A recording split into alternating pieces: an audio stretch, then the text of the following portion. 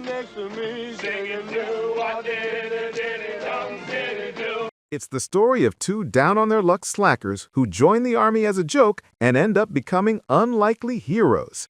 In 1981, Stripes marched into theaters and became an instant comedy classic, cementing Bill Murray as a superstar and giving us some of the most quotable lines in movie history.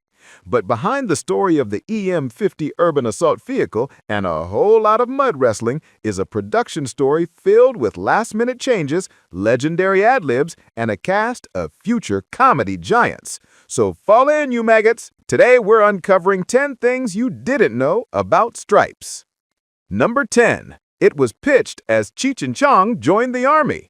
That's right, the original concept for Stripes was developed as a vehicle for the iconic stoner comedy duo Cheech Marin and Tommy Chong. The writers envisioned it as a way to poke fun at the military in their signature style. However, Cheech Chong demanded full creative control and the right to rewrite the script, which the studio wasn't willing to give. So the project was retooled for another up-and-coming comedy duo, Bill Murray and Harold Ramis. Number 9. Harold Ramis didn't want to be in it. After the success of Caddyshack, which he co-wrote and directed, Harold Ramis wanted to stay behind the camera. He intended only to co-write the screenplay. However, director Ivan Reitman was adamant that the chemistry between Ramis and his longtime friend Bill Murray was too perfect to pass up. After much convincing, Ramis reluctantly agreed to play the part of Russell Zisky, and cinematic comedy history was made.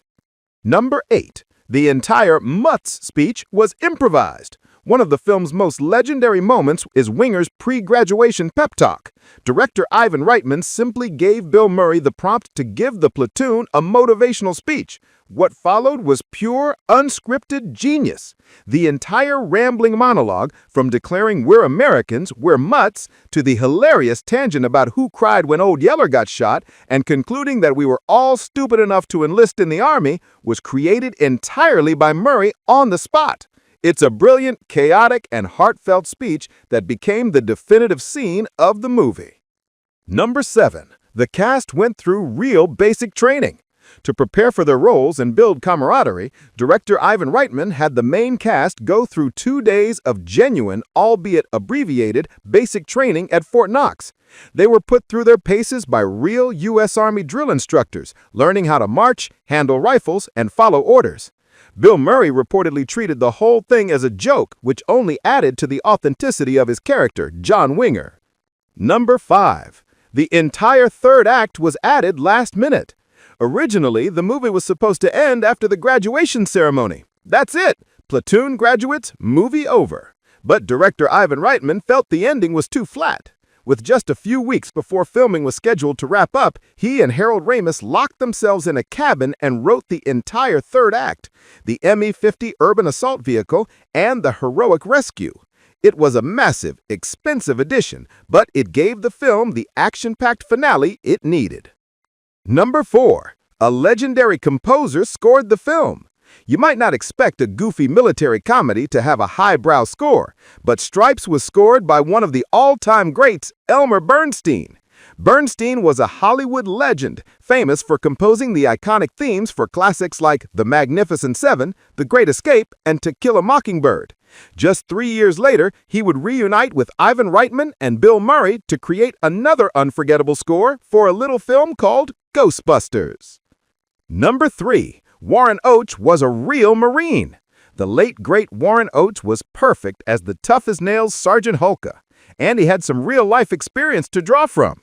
Before becoming an actor, Oates served in the U.S. Marine Corps for 2 years in the 1940s, where he worked as an aircraft mechanic. His authentic military bearing brought a sense of realism to the role that grounded the platoon's wacky antics. Number 2. Judge Reinhold got his head shaved for real. The scene where the bumbling Elmo, played by a young Judge Reinhold, gets his head buzzed by the army barber wasn't a trick.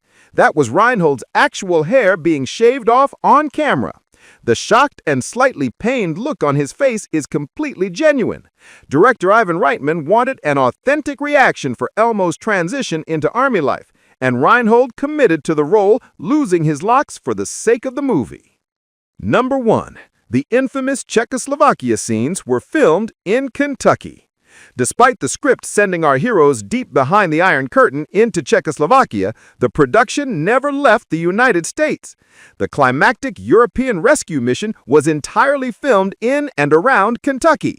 The imposing Czech fortress was actually the Chapey's Distillery, a bourbon warehouse in Claremont, Kentucky. Hollywood magic at its finest.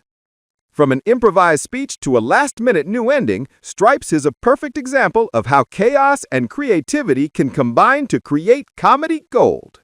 It's a film that captured the irreverent spirit of its stars and became a beloved classic for an entire generation. What's your favorite line from Stripes? Is it, "That's the fact, Jack?" Or, "Lighten up, Francis?" Let me know in the comments below. And don't forget to like and subscribe for more facts you never knew about your favorite movies. Thanks for watching.